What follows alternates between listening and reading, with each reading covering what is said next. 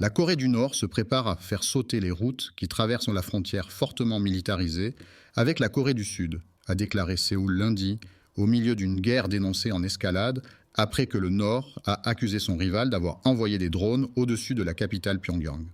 Les troupes nord-coréennes travaillaient sous camouflage sur les routes de son côté, de la frontière, près des côtes occidentales et orientales, et sont probablement en train de se préparer à faire sauter les routes, peut-être lundi, a déclaré un porte-parole sud-coréen.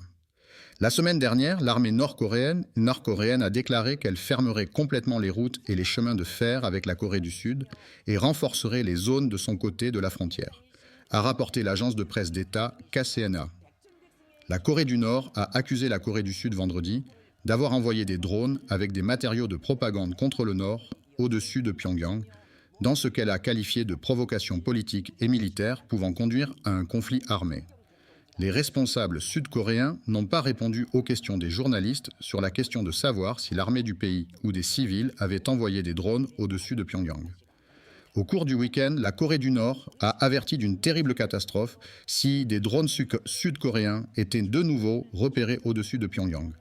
Dimanche, le pays isolé a déclaré avoir déployé 8 unités d'artillerie entièrement armées à la frontière en attente d'ouvrir le feu.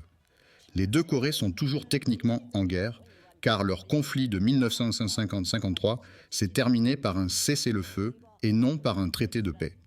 Les liens transfrontaliers sont des vestiges de périodes de rapprochement entre les pays, y compris un sommet de 2018 entre les dirigeants, lorsqu'ils ont déclaré qu'il n'y aurait plus de guerre et qu'une nouvelle ère de paix avait commencé.